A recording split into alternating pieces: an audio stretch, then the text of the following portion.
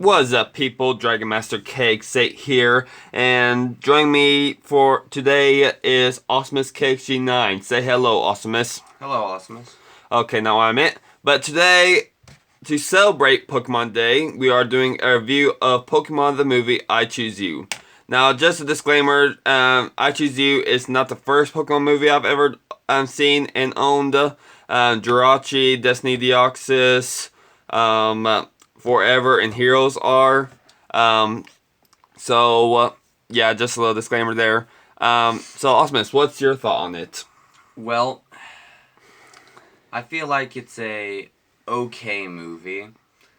What it's really going for is that nostalgia feeling, like as you said, like as we were watching. But it made no sense to me really because it just took everything that I knew and loved and basically threw it away.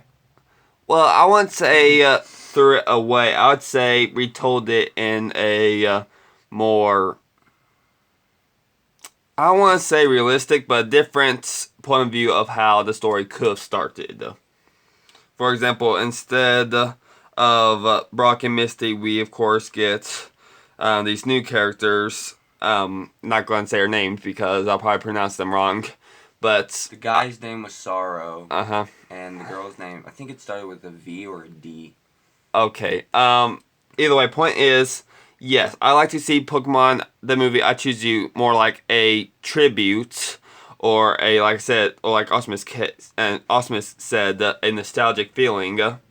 One thing. Okay, let's start talking about the movie. That's what we were doing. Yeah. Well, I mean, I know that, but during the first half of the movie, it was good. You know, it was basically nostalgia and a little bit of a retelling, and it differently, so to speak. But it wasn't until the last part of the movie that everything just went to total and annihilation of crap. When I mean that, I mean they just had to add this new story to it, and I'm trying not to get into spoilers here, but if I will, I must. In other words, okay, let's look at the legendary Pokemon, since that's primarily what Pokemon movies are for, legendaries. Ho-Oh, this was his first big movie appearance, which was good. And the fact that it revolves around him. In fact, there's rumors about the next Pokemon movie revolving around Lugia. However, we already have that with Pokemon 2000, but hey, really, Pokemon 2000 was actually about the 3 legendary birds. But, so not talking about that right now, we're talking about this. It was good to see Entei, Suicune, and Raikou all in it, even though Entei had more screen time than the 3. But I don't really care because I love Entei. He's my favorite out of the 3 beasts. And the backstory of them, that was 100% from the games. You know, they didn't miss anything up or any of that.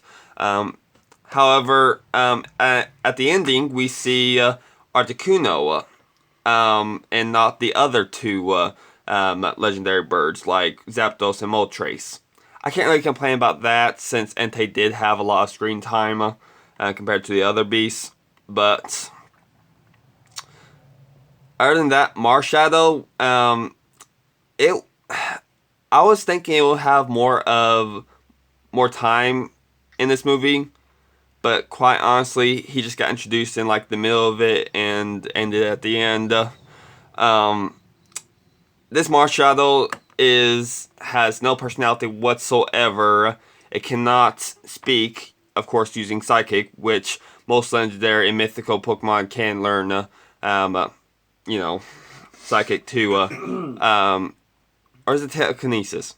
You know, I don't care anymore. Most of them can use that to speak to humans, but basically the only Pokemon that was talking was not just 1, but 2 Pokemon. 2. Does Meowth count? Meowth does count, which is 1, but of course, that's a given. Meowth can always talk. The other, however, is a lot of reason why people don't like it. Yeah, I didn't like it either. Pikachu talking. Yes, okay, it was quite stupid. it is debatable whether Pikachu actually talked or Ash was thinking, lip reading what Pikachu actually said.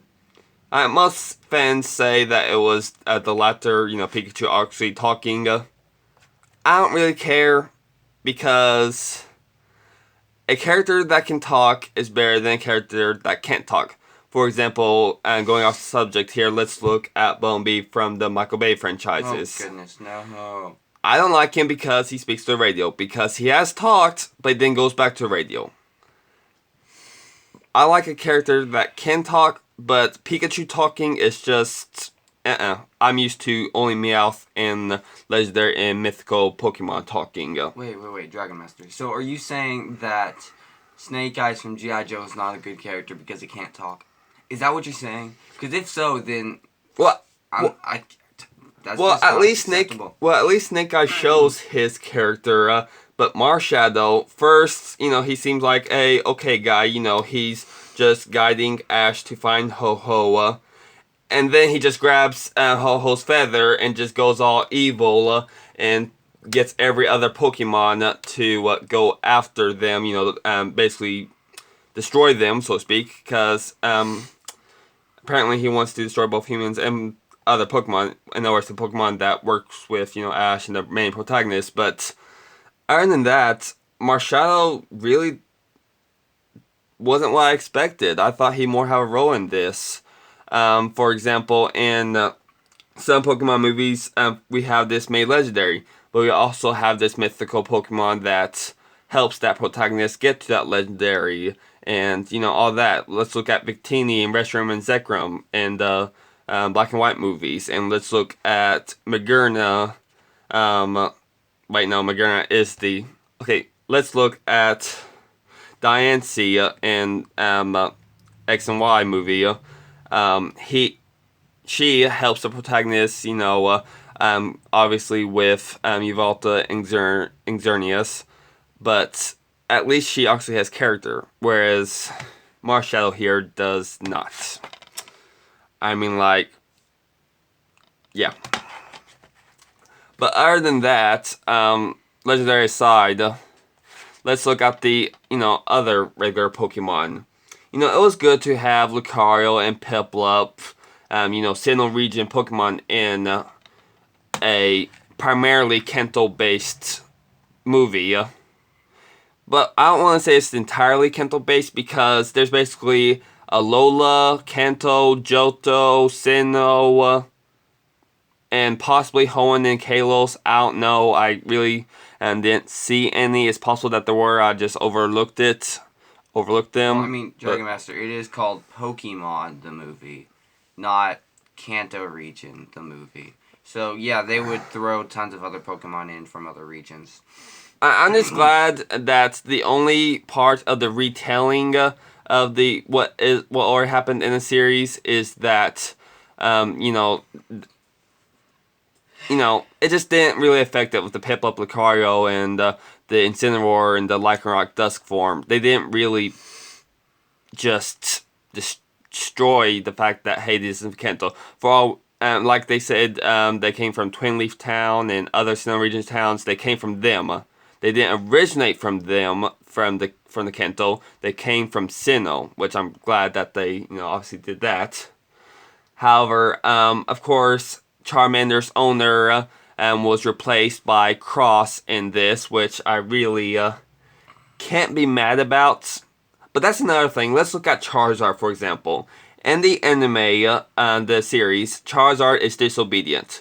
And yet in this, Charizard is obedient. Now, however, this might be due to the case since, and when we see Charizard, we see him usually fighting against Cross or saving Cross or whatever. And that's because Cross and Charizard, they were partners. So maybe the reason why Charizard was being obedient to Ash was because Cross was, around. And he wanted to show what Cross, why he shouldn't have left him. So, we're unfortunately running out of time. So, I'm going to put it a grade point average of 1 to 10. And I say an 8. Awesomeness? What do you give it? A grade point average? Okay, fine. 1 to 10. School? 1 to 10. Okay, I would give it a 6. Okay. Obviously, Osmus has not seen as much Pokemon movies as I have. No, so we've both seen the same amount of Pokemon movies. You haven't seen Destiny Deoxys yet. I'm sure I have, and I just don't remember or acknowledge it because I was probably like asleep. Alright, well, that'll do it for this review, guys. Wait! What? No.